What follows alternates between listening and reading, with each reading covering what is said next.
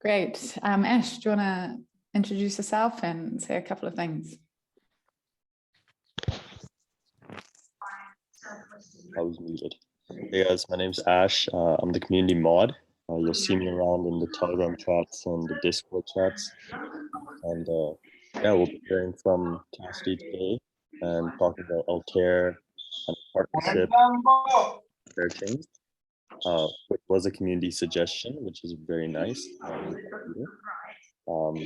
then I'll be talking a bit about our governance process and also the decentralized topic of discussion from the community and how we want to proceed with that.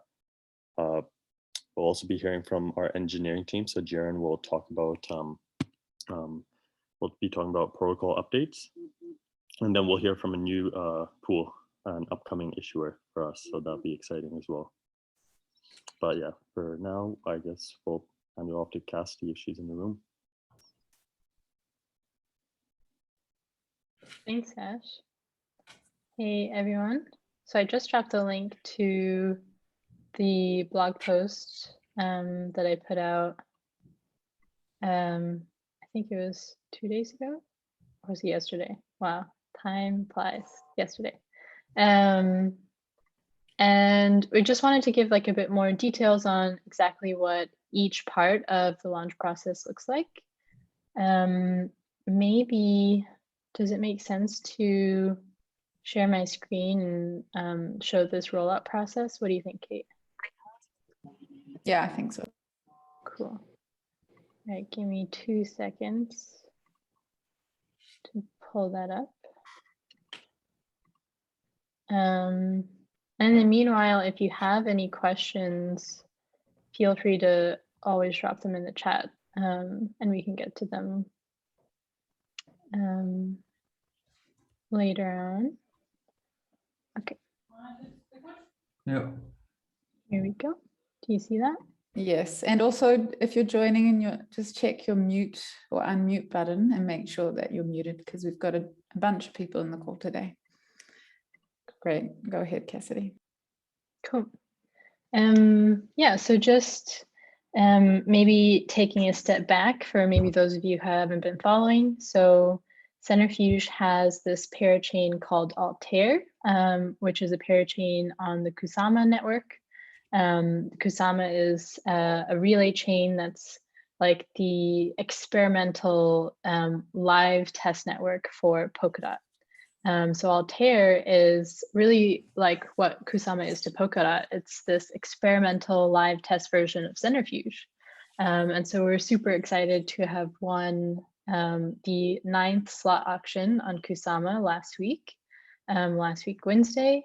We won that in a very dramatic and exciting way with this Kusama candle auction, and you can read more about that also on the Altair Medium blog.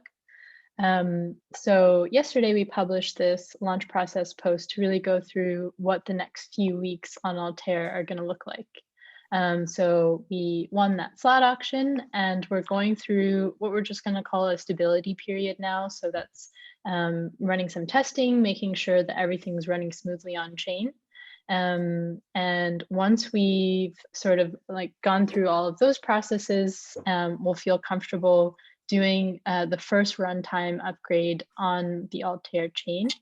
That will happen sometime next week, the week of October 11th.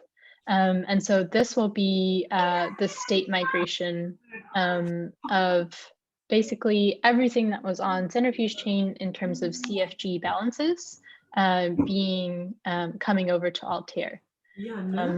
Once that has been running stable for a week, we'll do the second runtime upgrade, more or less a week, I would say, the second runtime upgrade, which is enabling crowd loan rewards claims. So what this is anyone who contributed KSM to the crowd loan, they will be able to go to centrifuge.io/Altair and be able to claim their air directly on chain using the same account that they contributed their KSM with. Once that has been stable, also for roughly a week, we'll go into the third and final upgrade executed with the sudo account, which is adding the on-chain governance and council. So this will be Altair's own council, own governance process. So basically allowing every account that has air on Altair to participate in on-chain governance. So once this has been implemented, we'll have about a 2-week period to really give air holders a chance to participate in democracy on chain. We'll probably propose something either ourselves or ask someone from the community to propose something on chain and really test out that governance functionality. And then once we have that running and the first council election completed on Altair, we'll finally be able to do what a lot of people will be waiting for, which is the runtime upgrade to remove the pseudo key, basically putting everything into the hands of air holders and on-chain governance, and at the same time be able to enable air transfers. So that will be a vote executed by governance itself. And then from there, we'll go into what I think is the super exciting stuff, which is beginning to launch our first functionality in Altair. So that will be NFTs on Altair first, and what we're calling NFT Studio. So maybe that's the next thing that we can chat about. But I'll go ahead and leave it there for now and see if there are any immediate questions so far.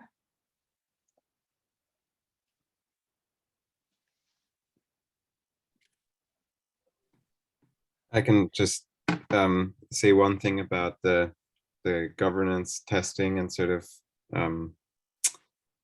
rollout, Cassidy. I think a big part of that is that we want to recruit council members, both from the community, but also core team members. And we haven't announced much on that yet, but we will be sharing sort of more of a proposal on how to do that. And really, this is an invite for everybody who has been following along, who has opinions, ideas for Altair, and wants to sort of really be part of it, to come forward and sort of get involved and possibly become a candidate for the council. As then sort of all of the air token holders will be able to then use their tokens to vote and sort of elect the first council that will then ultimately be in power to further develop the roadmap. So not much yet publicly, but if you are thinking about this, definitely hang out in the governance channel on Discord and check out the forum. We'll be posting more there soon. And then I'll just answer a couple of questions from the chat and maybe pass back to you, Lucas, if you want to chat about NFT Studio at all, a little bit more. But just super quickly, Peter asked if it means that every new functionality will first go live on Altair first, and then afterwards on Centrifuge chain. And that is what that means. Basically, everything that we roll out, we want it to go live on Altair first. Really test the limits of it, see if anything breaks, maybe even try to break things before we put them live on Centrifuge chain. And then Kirill asked, when is the airdrop from the snapshot? So you'll be able to see those balances in your account already once we do that second step in the launch process, that runtime upgrade for the state migration. And then the balance transfers themselves will be, as Emito R said, 5 to 6 weeks.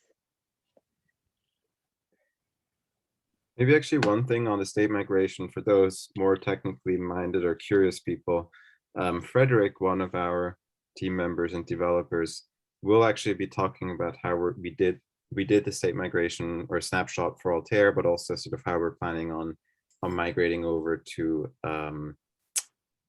Polkadot at one point at the Polkadot Sub-Zero conference. I'll try to pull up a link and post that. Generally, for anyone in the community, there's a developer conference going on. I believe it's next week. I'll post a link, which is super exciting to probably for all news regarding Polkadot, and just learning a lot about it. So that can be a good resource also if you want to learn more about the ecosystem and Polkadot itself.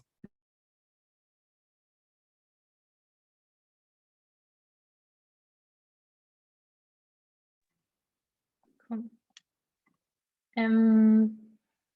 I think in terms of that first functionality coming, NFT Studio, we added a little bit of a teaser for it at the end of this launch process post. I think what we're really excited about is bringing like the first way that a user can start interacting with Altair to life as soon as we can. I don't know, Lucas, if you also want to sort of give some more exciting perspective there. I can share a little bit. Really, the sort of financing real world assets, right? It starts with these individual non-fungible tokens that represent some off-chain asset. And so for us, we've been working with NFTs for a few years already. And it will also be the first functionality that will come to Altair. And what we will do with Altair actually is create a much more exciting experience actually to mint these NFTs, to view these NFTs and sort of like look at them. Also more geared towards not just real world assets, but really any kind of collectibles, gaming assets, and so on, with the idea that we will then enable transferring from Moonriver or from State Mine to Altair, or backward, like back and forth, and really creating, like, focusing on building interoperability at that level. And that's sort of the first step. So there will be a front end where users can mint NFTs, where users can look at the metadata, where they can transfer them, list them, create collections, and that can then both be used for sort of our asset originators that want to finance real world assets like real estate or revenue, but also for any sort of virtual goods.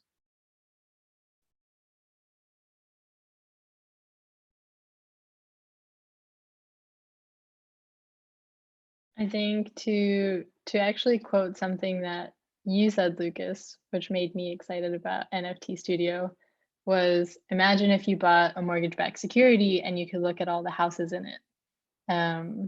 And I think that's something that could be really cool coming out of NFT Studio, is bringing an element of realness, of like authenticity, to something that even in the traditional financial world is a little bit obscured.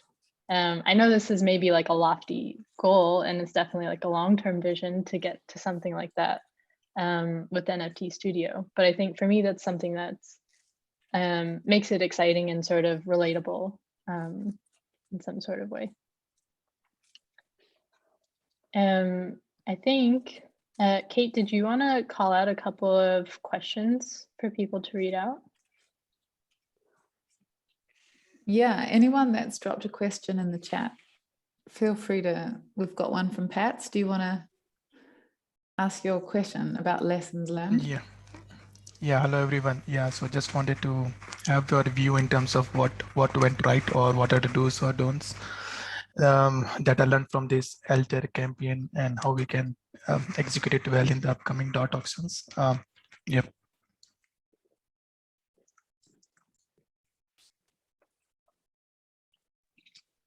I think one of our learnings was definitely that there was a lot of chaos involved in this one, and that there's a lot of things that we weren't expecting, and that we definitely can't expect.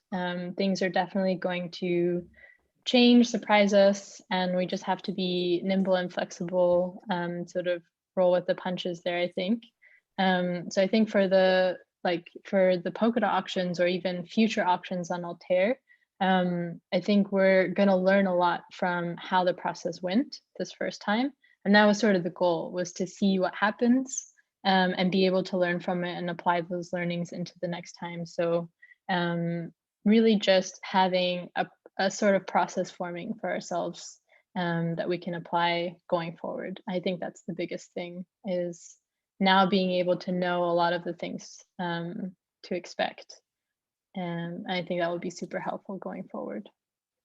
Yeah, I can add to that and say that we personally, being involved a lot in the Centrifuge community and ecosystem, I really learned like the power of the community. I think we were one of the projects with the most community support, and like being able to tap into that network effect, I guess, of people who were just, you know, spreading the word and like kind of egging each other on, and so passionate about the project. That was a really huge learning, and I think we want to keep applying that community rule, trying to get community involved as early as possible. These are some really good lessons, and thanks for everyone that was part of that. Does anyone else want to comment on lessons learned?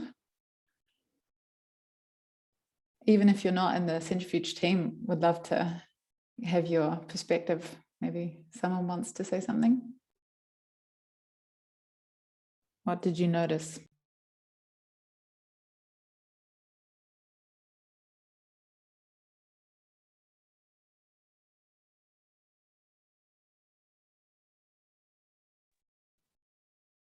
You can write it in the chat as well if you like. Akshay, did you want to ask your question about Aave and Maker liquidity, or prefer to just for me to do that for you if you don't want to speak? Yeah, the question is exactly what I've written. I just wanted to ask that Aave and Maker, you're bringing Aave and Maker on Centrifuge to help bring the liquidity. So will Aave and Maker also participate in the Altair chain, and like, will their money also be used somewhere in the products and projects which will be launched on Altair? Or I think it's something that we couldn't rule out for the future, but not the source of liquidity that we would start with on Altair. I think the most likely source of liquidity could be something like the Karura dollar. So something that's native to the Kusama ecosystem, because it'll be much easier for Altair to plug into all the other parachains that are connected to Kusama. I think that's primarily where the liquidity is going to come from first. And then, you know, for example, if Aave, you know, or Sushi or any other project like launched on Moon River, that could be another source of liquidity, or if there was a bridge from Kusama to Ethereum or any other chain, there's lots of different possibilities. So definitely a potential in the future, but I think the first source is probably going to be native to the Kusama ecosystem. got it. Thank you. Thank you.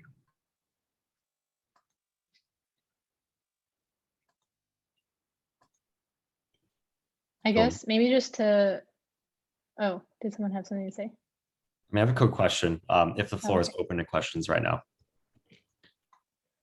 Cool. So one thing I'm a bit confused about with like the way that the wallets work. Let's say I have a Centrifuge wallet that had a balance in it back in July, and then you know carry over the chain state to Air. How do I get access to my Air wallet or my Air balances? Like how do I create that wallet? How does that work? So if you had a Centrifuge wallet, it would be the exact same address that you'd be using for Altair. So the actual, you know, public address of it will look different because it's on the Altair chain, but you'd use that same account to access those tokens. So for example, if you have something like the Polkadot.js extension, as long as you have that account in your Polkadot.js extension, you'll be able to allow that account to be used on Altair, go to the Altair chain, and that's where you'd see your Air balance. Oh. And the same would apply if you contributed KSM to the crowd loan. Same exact thing, your same account in your Polkadot.js extension, use it on Altair, and you'll see your Air balance, or be able to claim your Air tokens using the Altair site once we get that set up. Cool. So I guess that's why is that I don't have to whip out the seed phrase and make a new wallet. I can just use what I have already set up. Yeah, exactly. Sick. Sounds like some Polkadot Kusama like interoperability action going on right there. Yeah, thank you, Devin. Cool.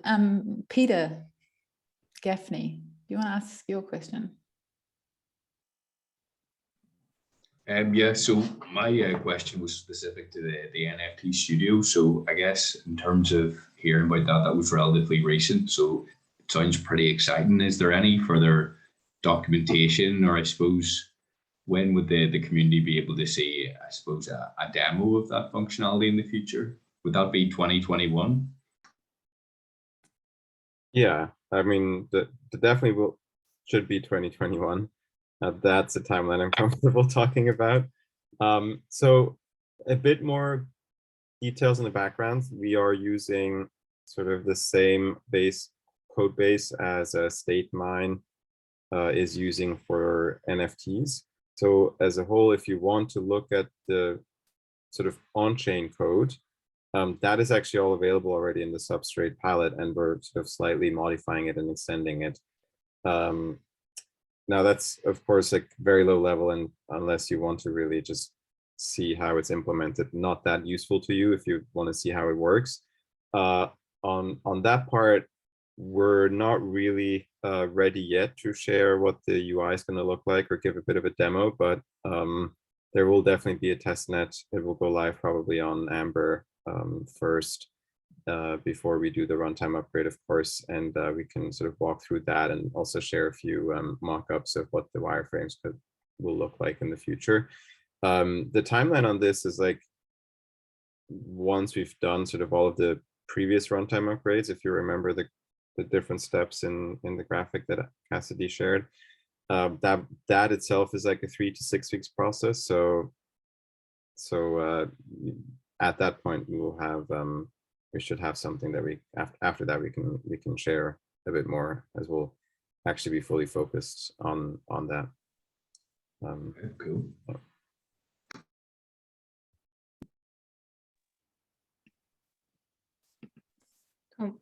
Then just to round out the discussion there on Altair and some of the updates. So in the background, another thing that we're working hard on are integrations to some of these other projects. So a few of the projects that we're talking to super closely are Kilt, Acala and Karura, and the RMRK team.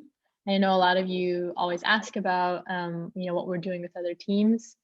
We don't have anything formal to announce or sort of show yet, but we can definitely talk about it. I think for us, some of the exciting use cases that we're thinking about with each of these teams, with Kilt, it would be things like authenticity of the NFTs themselves, and also be able to have identifiers for users of the whole system. So, potentially even long-term, replacing some sort of KYC process, or maybe instead of replacing it, like really improving upon it and seeing KYC in a totally different way on chain. So that's some of the things that we're really excited about with Kilt and trying to move that forward. With Acala and Karura, specifically, it would be being able to use the Karura or Acala US dollar to be able to finance assets on Altair or Centrifuge chain. And then lastly, with RMRK, you might remember that we've done our heavyweight bonus together with them. So people that were heavyweights that contributed 10 or more KSM and were within that 1,500 cap will receive a RMRK NFT. But we're also thinking about new creative ways that we can start working with RMRK for more things in the future, maybe even financing some of the RMRK NFTs on Altair. So that's just a brief overview of the kind of things that we're thinking about there. I think integrations are super, super important for the Centrifuge team for Altair. So that's something that we've definitely got a huge focus on as a team. And from there, I think I'll end the discussion there on Altair and hand it over to you, Ash, to talk about the Centrifuge community governance process. Thanks, Cassidy. Yeah, that talk about Kilt and other parachains, that was a topic that was suggested by Peter. So thank you for that. And then anybody who has any other topics of discussion for future community calls, you can just comment on the post that we put up on the forum. And yeah, we'd love more contribution on that. I want to talk a bit about the governance process. So if you guys hadn't noticed, a few days ago, we actually had a proposal up on the portal, which was intending to increase the validator count from 50 to 110. And this didn't make a lot of sense since we had 50 active and only 25 waiting. So that proposal was actually voted against. And the thing is that proposal was never communicated on the forum. And what really we want all governance proposals to be started on the forum first. And so you can either do a request for comments post. So just getting a temperature check from the community. Is there any issues with this proposal? You could even post a poll, like a yes, no poll, if people are in agreement with your proposal. And for example, for whoever made this proposal of increasing by 60 validators, perhaps they didn't even intend to do that. Perhaps they just want to increase it from 50 to 60 and not in fact 110. And if they ended up posting on the forum, we would have been able to communicate, hey, there's an issue with this proposal. Maybe you didn't want to increase it by 60. But yeah, we had no way of communicating with this proposer since they didn't post on the forum. Not only that, but when you post on the forum, it's easier for you to gather enough votes for your proposal to go through. So yeah, that's just a take-home message. Any governance that we want to start on the forum first. And we're also considering creating a video guide on creating a proposal on the actual portal itself and going through the democracy vote process, so people are more familiar with it. So yeah, just a quick talk on that on the governance proposal process there. Maybe Ash, also one small thing to add is there's also a governance channel on Discord, the chat server, that you can use if you think you're not quite ready yet to make an official forum post, or that maybe it's a bit daunting, then like head over there and just open the discussion there and see what people think. But it really does help if sort of you achieve off-chain consensus before proposing something on chain, because well, once you do propose something on chain, your only option is to say yes or no, and not really do a discussion of like, maybe does it make sense, or would it make sense to put something in that is is more reasonable, or sort of has more acceptance in the token holders community. So yeah, and that's both forum and Discord are good places to start there. Nice. Yeah, and there's a recently proposed governance vote on increasing the validator count by 5. So you can find that post on the forum, and that proposal should be up on the portal as well too. So yeah, just check out the forum and you can see an example of how we do these. I put up a couple posts, and a couple other people have put up a couple posts, just to guide what you need to do there. Any other questions regarding that?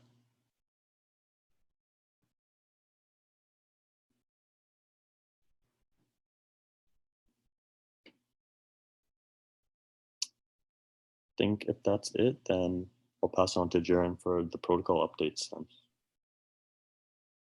Yeah, thanks, Ash. Yeah, so I wanted to share a little bit of an update on both what we've been working on the engineering side of Centrifuge for the last few months, and also like a little bit of an outlook on what we're going to be working on. There's quite a few different things. Starting with, there's been a lot of work happening kind of behind the scenes on actually getting this crowd loan up and running, creating the front end for that, like the web page for the crowd loan, the reward calculation. There's a lot of behind the scenes work that needs to be done. I'm very happy to see that it all turned out very well.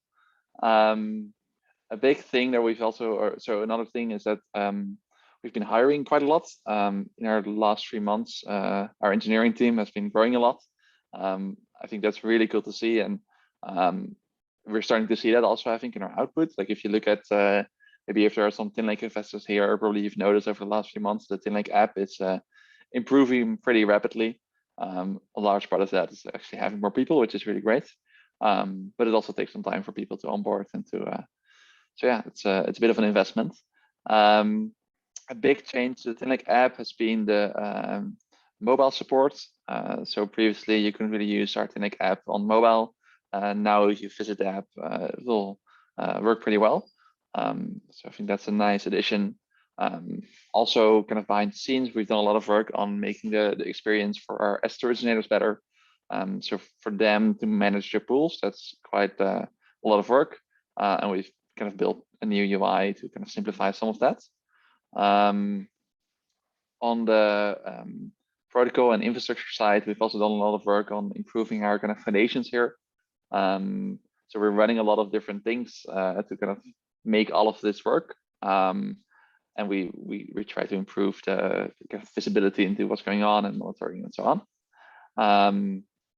And lastly, and that's kind of moving on to not so much what we've worked on, but also what we're going to work on, is we've started to work more on what we call TinLake on Centchain. So I think as most of you know right now, TinLake currently lives on Ethereum, but the goal is to eventually migrate TinLake to live entirely on Altair and on Centchain. This is a huge engineering project. If you ask me about timelines, this is not in the next month. This is going to take a little bit longer, somewhere 2022 most likely. And so yeah, that's a big project that we're starting to spend a lot more time on, and we have more energy for now. So lots of things going on there. Next to that, there's a lot more work coming up also for parachains, and Cassidy mentioned this list of runtime upgrades. That's all going to be engineering work that we need to do. Then there's NFT Studio. That's super exciting. It's kind of a collaboration across all of our teams. We need to add functionality to our protocol to that, but also build a UI for that and so on. So that's going to be exciting. I know a lot of you have been asking about what's going on the Aave side. That's an entirely different project that we're working on. I think what I've been able to say right now is I think the really good news is that there were still a few unanswered questions until recently that I think we've now really figured out.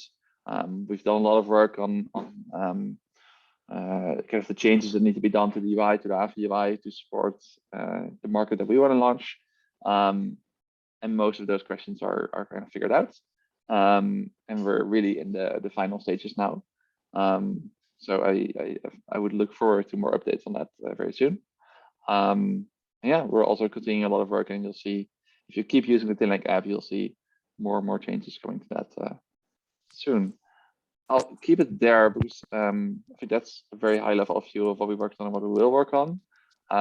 I'd be more than happy to answer any questions on what we're doing or planning to do or anything really. So are there any questions from anybody?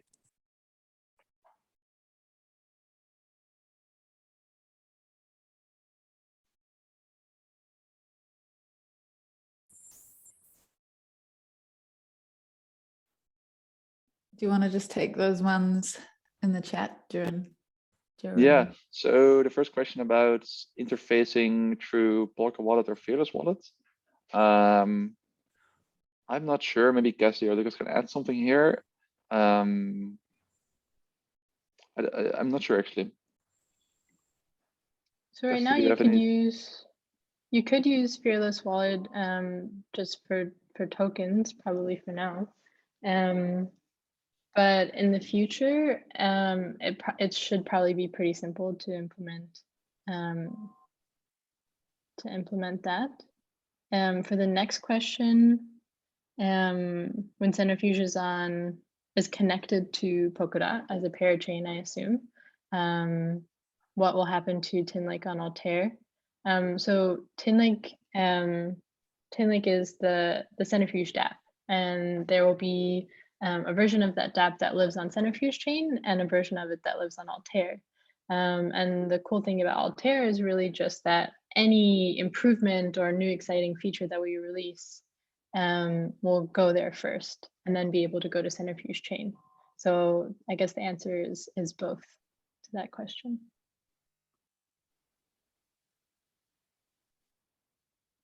Yeah, exactly. And I think also most likely what will happen is you'll see Tin Lake first on Altair. So it's going to be, if you want to see it happen, that's where it will happen first, and we'll start testing it, and then we'll roll it out later to Centchain.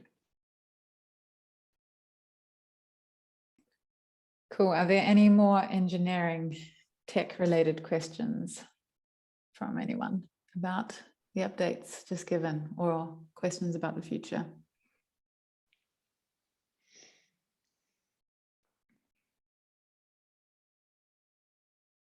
That's a nice one. I mean, maybe I Jeroen? could. So I saw a question about what is the project I'm most excited about. But so maybe it's what maybe I didn't really mention yet is why Tin Lake on Centchain is actually like why that is exciting, and I think it is probably one of the biggest, like most exciting projects that we're working on at Centrifuge.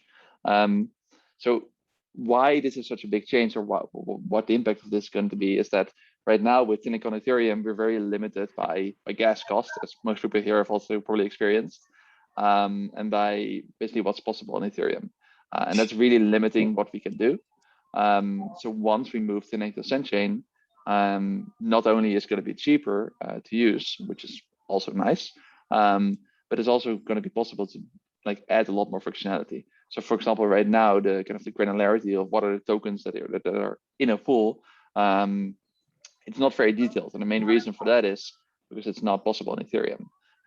But this whole idea of like being able to see which houses are in an MBS, like in a Tin Lake pool for real estate, that's going to be possible on Tin Lake on Centchain, and that's going to be super exciting. We can kind of we're kind of limitless in what we can do on our own chain, and that's going to add a lot more features that we can do. Some other questions. Let's see. Yeah, there's going to be different pools on Altair for sure. Yeah, and on Altair, probably also different asset classes. So maybe it could just be that on Centchain it's only real world assets, whereas on Altair we're experimenting with, as Lucas also mentioned, collectibles and other types of assets. But it's definitely going to be different pools. Yeah. Cool. Yeah. Thanks, Jeroen. So this was obviously very high level. As things develop with Centchain, and especially with the Aave integration, we will be holding a dedicated AMA to really dive into these topics. That will be occurring, in the next month with an S. Let's see. But now we're going to move towards another part of the Centrifuge platform and hear from Anna, who's going to introduce one of our asset originators. Go ahead, Anna. Hi, everyone. I think I haven't introduced myself to the whole Centrifuge community. I started in the business development adoption team 2 months ago. And today I have the chance to introduce you to one of the newer pools that will launch with us in the next week. And it's Cauris Finance, and you will hear about them in a few seconds. But before, what I really like about this pool is that Cauris is driven to fuel the fintech industry and really trying to find the best fintechs operating in international markets. So they are not just focused on one region, they're having a diversified portfolio.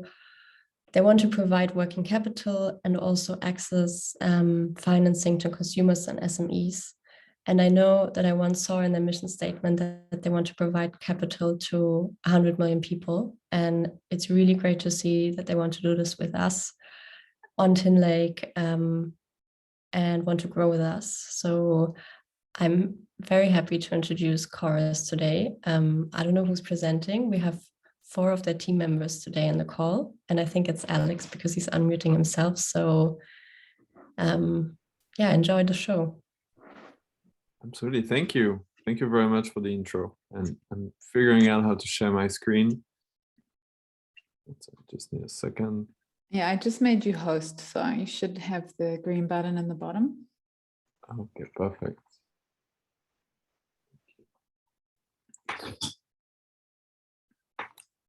All right, so everyone, okay, and before I get, because I'm going to have a hard time multitasking, so you get to know me. I can't multitask, and it looks like I'm going to have to unfortunately reopen my Zoom. So give me a second. I guess in the meantime, Alex, that's fine. I can actually share from my side. If that's okay. Yeah, so if you're given the right, then you will be able to share. Perfect, thank you. So as Anna mentioned, we are an asset originator.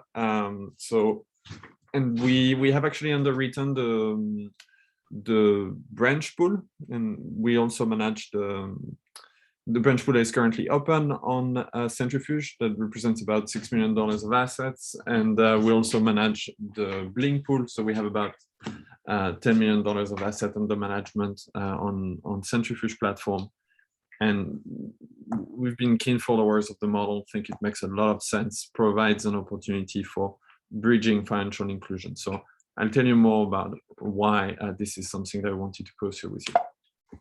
Good. Are you guys able to see my screen, the presentation? Perfect, thank you. And it's the team's dynamic as that comes to the rescue to save me more than once a day.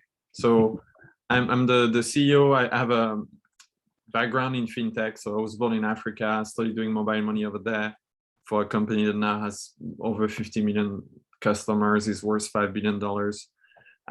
Then a startup in Latin America that was sold to Visa. I worked at MasterCard, where Asa and I became close friends, and then was the head of product and credit at a startup that does consumer lending in LATAM and Asia Pacific. And with all that, seeing, okay, there is an opportunity actually for fintech who have a hard time financing because their model is not well understood by institutional investors, yet they yield high profitability. And so if we can have flexible capital, then we can capture that opportunity.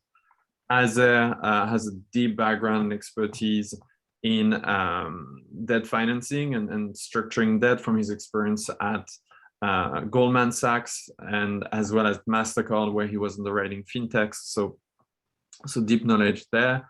And then Charles, our Chief Information Officer, we work together at our last company. So we have a keen, well practiced at working together, and then builds our tech stack. So you'll learn more, because a lot of it is about providing you transparency into the assets on chain, right? So we've built our own reporting on chain that allows investors to understand the performance of the underlying asset. And then Ramesh, who has deep expertise in actually portfolio management, debt financing, and is also a legal counsel, comes from Fortress Investment Group, and has also worked for firms specialized in the field. So the four of us will present to you our strategy. All right, so in terms of objective, right, so we look at financial inclusion and we see, okay, it covers actually a broad domain, right? The gig economy, medium and small businesses in need of over $5 trillion. And so let's aim to reach 100 million people, right? And if you assume that it's about $100 per person, right, that's $10 billion. So it's a big ceiling. And what we see is bridging the gap, bridging basically real world economy with DeFi financing, right? And focusing on fintech. So in the next slide, I'll show you specifically what that entails. So it's actually a broad range of user types and use cases. And so you can take a student that is, in India, and there are different companies that operate. So on each vertical I've put here, we looked at, okay, so unsecured loans and buy now, pay later on the left side, right? Private individuals who are looking for financing. And each company, given as an example, operate in a different geography. PayJoy in Latin America, mPocket in India, Lipa later in Africa. Then you move, and that's the gig economy. And so there you will find Gozen that operates in Africa, Oya in France for freelancers, and Cauris, I think, Brazil. And then you move and you look at the SMEs, right? And so there you have someone running a shop. You take the example of Acala, and so it's invoice factoring, supply chain financing. And there again, flexi loans being in India, Monkey in Brazil, Pesesha in Kenya and Nigeria. So broad range of use cases helped at supporting the local economy, fostering growth. So with all that, Yep. so you want to talk about that? Yeah, exactly. Yeah. So basically, what we are doing at Cauris is that we are providing loans to those fintechs that are actually providing the disbursing the financing to end borrowers. So what do we lend again? So we look at fintechs that operate in the global south and in Europe, and global south, loosely defined, can include Latin America, Africa, and Asia. And so right now we have a pipeline of customer, and actually like in those parts of the world. So we're talking to customers in Kenya, in Nigeria, in Ghana, in Togo and Benin. We also have customers in India, as Alex just mentioned. So we are basically looking at customers in that part of the world. We also look at the customers that actually have a well-performing loan portfolio. So we are lending against their portfolio, against their receivables. So we don't do unsecured lending. So we secure our facility against the loan receivables that those customers have. So we want to make sure that they actually have a very good underwriting and disbursement schedule, that the repayments are done really well, and it's that loan portfolio that basically kind of guarantees any loan that we make to them. And those fintechs operate in different industries, as Alex mentioned, and the types of loans that they provide are consumer loans, gig worker loans, and also micro and small, medium enterprises. The types of products that are basically being offered are basically like short-term financing. So we don't finance companies that are going to do mortgages like that go out 10 years. So our typical customers actually have loan products that are less than a year. So usually like your unsecured loans or your buy now, pay later types of financing. And also the typical financing that we give to a fintech goes anywhere between $500,000 and $10 million. And they use this financing exclusively to fund the loan book. So we don't lend money against general corporate purposes, but only loan portfolio growth. And now Ramesh is going to take us through the structural protection of our pool. Hello, everybody. When we seek to originate the loans that Azar just mentioned, we provide a full package of structural protections. That starts from the beginning at how we look at the collateral, and we look at it from a perspective of investment grade ABL lender. So we have an advance rate in place on the total amount of collateral that a company may have. From then, that collateral is, haircut anywhere from 20 to 25%.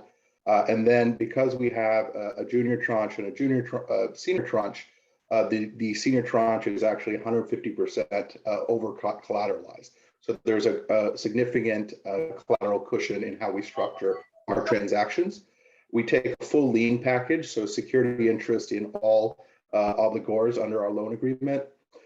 We have what we call a dynamic advance rate in place. So although there may be an advance rate at origination, that advance rate will increase or decrease depending on the default rate of the underlying receivables that we lend against. We have account controls over all bank accounts of our borrowers. So in an adverse situation, we have control over the dynamic.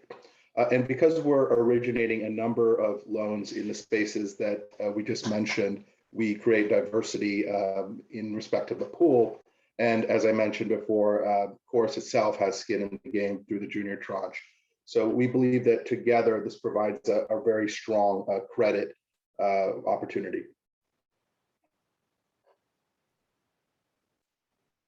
And Thank you. with that, I'll let Charles speak.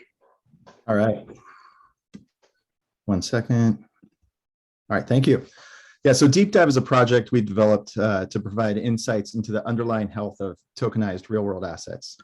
Deep Dive ingests fintech data and provides pool and portfolio analysis. We store and manage our data on Ethereum so that we can integrate with Tinlake. So we use smart contracts to manage the access control, and then and the hash lookups, and we use IPFS to handle the actual data storage. So the analysis provides insights into the disbursement history at the asset originator level. And we also provide pool composition and concentration limits. And then lastly, we offer analysis on the covenant compliance, portfolio performance, and we can also offer notifications in the event of a default. Yeah, and just to quickly add into that as well, right? So I think one big benefit of that pool is that as an investor in this pool, you have an understanding exactly on how the assets are performing, right? So basically you can see how any assets within that pool is performing. And also, since we have a pool of different assets, we also have like concentration limits. So basically we want to make sure that there is representativity inside the pool in terms of how many assets are financed in the pool, any exposure to any given country, any exposure to a given currency, so that an investor in that pool actually benefits from benefits from diversification, and that also substantially reduces the risk. Thank you. So it's made available through a whitelist, and I want to say, like, we think this kind of reporting is really important to establish trust in Centrifuge, right? This goes beyond Cauris, and so it can be made available to the community. We have a repo. We're happy to share it. We think that can help pools at large. So this was our presentation. Please let us know. Like, we're here for questions. So thank you.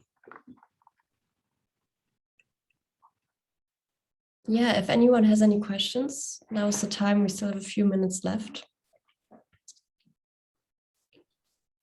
Thank you everyone for this really nice presentation. I think it's a good wrap up of what you're doing and what your plans are. And for people who are interested in the pool, you can see it probably live next week, and then have all the details, and can also yes. And just to add to that, right? So pool is launching next week, so it will be live. So we have lined up a great number of investors, of borrowers, I should say. So and we also have like a data room that's available for anyone who wants to kind of take a deeper look into it. So and we are here for any question. If anyone has any questions, I will be more than happy to answer them on a one-on-one basis. I'm quite curious always to hear about the relationship with the borrower, even like one of your favorite examples of someone who's really benefited from being engaged with Cauris. Sure. I can actually take the example of Branch. As Alex mentioned, that was one customer that that's one loan that we originated and kind of servicing on the Centrifuge platform. So Branch has been in operation in India since for a couple of years, and they basically are providing unsecured loans to hundreds of thousands of people in India. And actually, this facility that we extended to them, per their estimate, they are able to reach almost about like 500,000 people who actually do not have any access to funding, because in those parts of the world, it's really hard to kind of have like a traditional bank and then have like a bank account, having access to credit product. And Branch is actually like stepping in to be able to help consumers have access to digital financial products. So they're able to borrow money to handle like emergencies and be able to like send kids to school or do things of that nature. So that was very important, and those are testaments of what we are doing. As Alex mentioned, our goal is to enable financial inclusion for 100 million people, and just providing capital to just one fintech, we're able to touch like 500,000 to 1 million people, and that's the goal of what we are really offering here. Thank you. So, and there is a question from Ron that I want to take. So our plan is to include we'll need to confirm with the Centrifuge team, but is to include the address of Deep Dive into the smart contract. So it's accessible via Centrifuge. And then the information displayed, on the investment is behind, you need to be on a whitelist. Basically, you need to be an investor.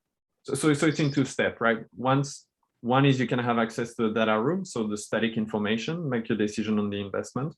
And then two, if you want the dynamic information, you have to be an investor, and then you see how your investment is performing.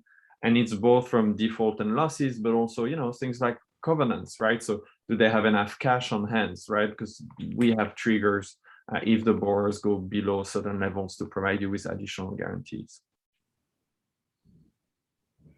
Yeah, thanks a lot, Alex, and thanks for your answer, Azir. Jeroen, if you're still on the call, can you talk to this question that regularly comes up about like providing more data around defaults and losses directly on Tinlake and why that's a bit tricky? Yeah, of course. I mean, it's definitely something we want to work on. There's a few complexities here, besides just capacity. There's a few things. So one, on Ethereum, we're a bit limited in the granularity of like our tokens. So in a lot of pools, any loan is actually not an individual loan, but it's a node. So it's basically a group of loans. So we don't have the data of like whether one of these nodes is has defaulted or not.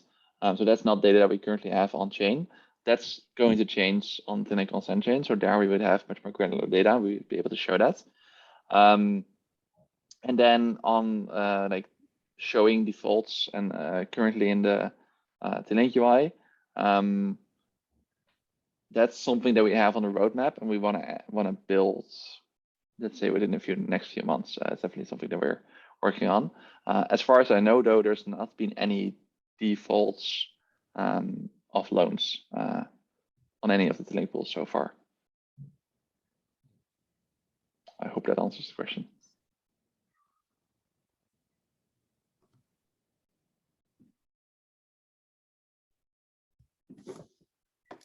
Yeah, that is good news. And yeah, no defaults. So we're at the end of our hour. Thanks so much, Cauris, Azir, Alex, and Charles and Ramesh, a team of 4, incredible, and great work on getting the new pool up and running. Ash, I'll pass to you to wrap us up. Yeah, thank you to everybody that took part and contributed to today's call, and definitely the issuers that talked about today, and some exciting new developments coming our way, and definitely excited to see what 2021, quarter 4 and 2022 has in store for us. And thank you guys for attending. Thank you. Thank you, everyone. See you guys. Thanks, everyone. We can stay around. I'll turn the recording off and we can stay around for a couple more minutes in case. Actually, I'm not the host, so I can't. Alexander, you are now the host of this call. Can you go to the 3 little dots above your name? And if you click them, you will see change host. This is a funny part of Zoom Ultra Pro. Do you see the 3 little dots? Yeah, I see them. The challenge is the list is not, this is not showing in the option. So okay, there you go. It's extremely strange. Oh, well, I think we're gonna wrap the call. Once you end, we will all okay, you want to go in now? Do you want yeah, I think it's fine. Okay. Cool. Sorry. Thanks, everyone. Okay, thanks everyone. Bye-bye. Bye.